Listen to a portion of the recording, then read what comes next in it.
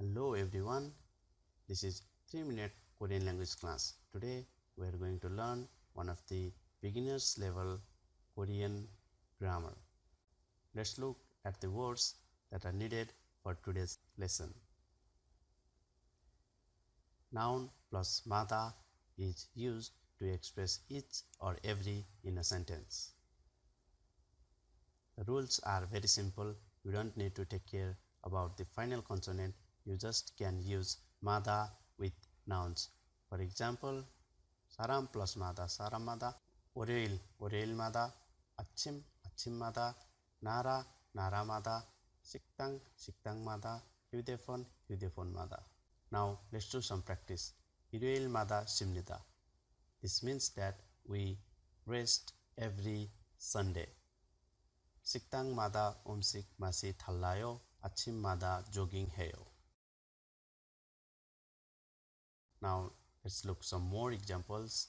나라마다 문화와 언어가 달라요. 사람마다 성격이 달라요. 4년마다 월드컵이 열려요. Thank you everybody. Hello everybody. This is 3-minute Korean class and I am your friend Vivek. Today we are going to learn one of the basic Korean grammar a, yo. So let's start the class. These are the words that we will need for today's class. Ayo, yo is used to express politeness in informal situations. This grammar can be used in making statements, questions, commands, and requests. So let's see the rules to use this grammar.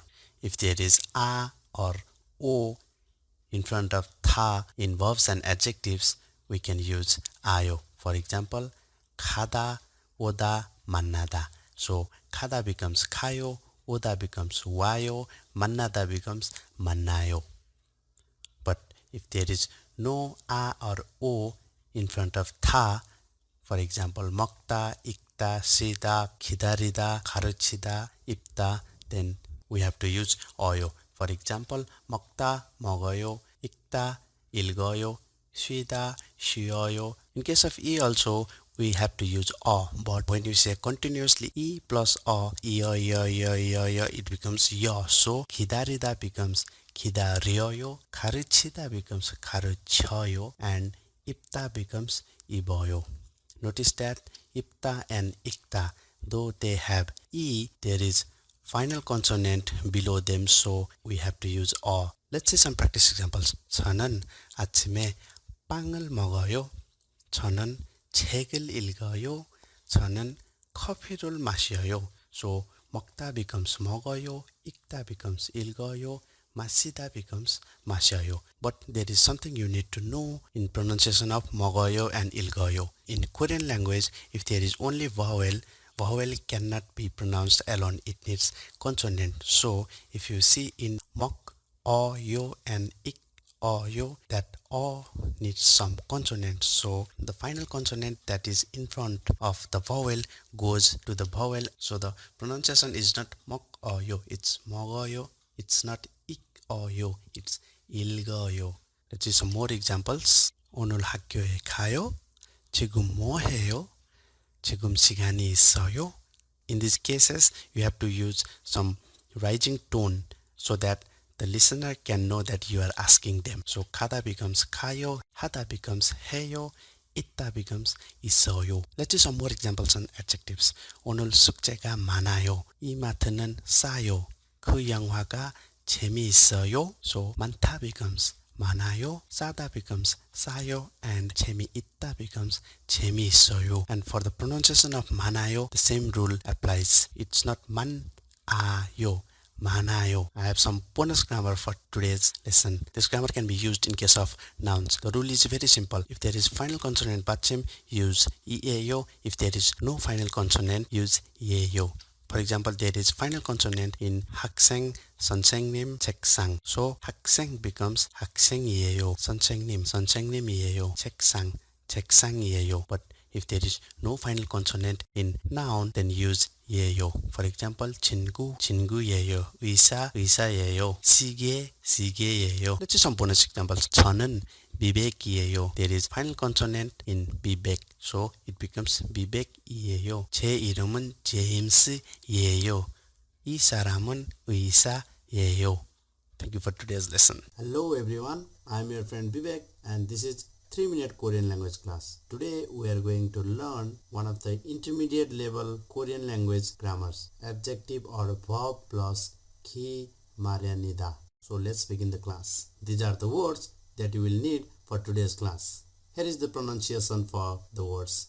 쓰다, 실수하다, 잊히다, 명절, 고속도로, 유학, 외롭다, 서두르다.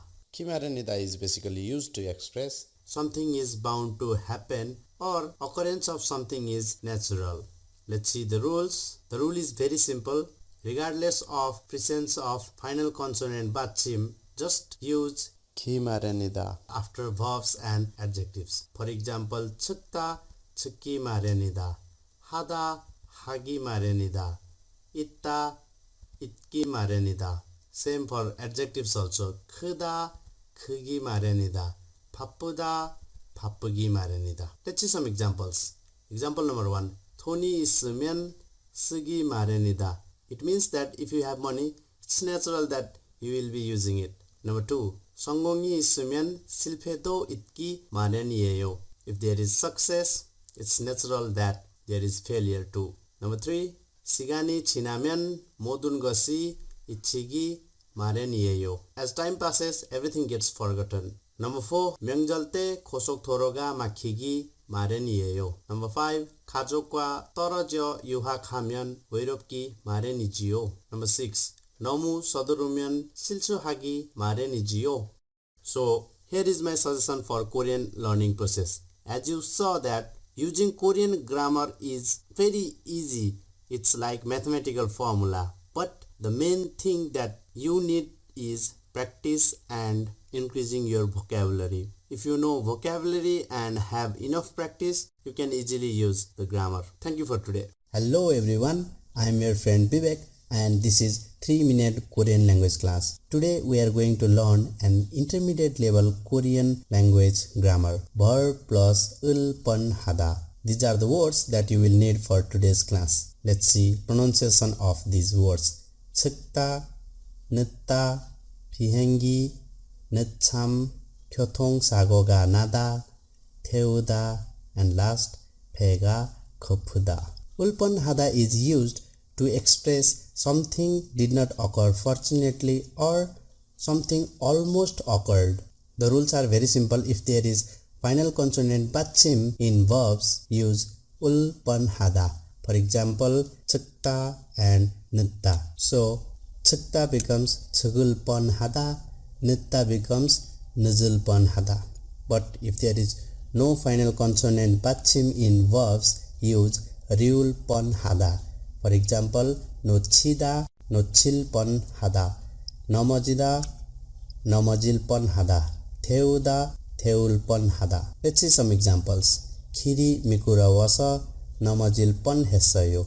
Since the road was very slippery, I almost fell down, but I didn't. Number 2. 길이 막혀서 비행기를 놓칠 뻔했어요. Because of the traffic jam, I almost missed my flight, but I didn't. Number 3. 늦잠을 자는 바람에 수업에 늦을 뻔했어요. Because of my oversleeping, I nearly or almost missed my class, but I didn't. Rest examples are also same. Number 4. 너무 빨리 운전을 했으니까 교통사고가 날 뻔했어요. Number 5. 너무 배가 고파서 죽을 뻔했어요. And last but not the least, 요리하다가 음악을 듣느라고 음식을 데울 뻔했어요. Thank you for today's class.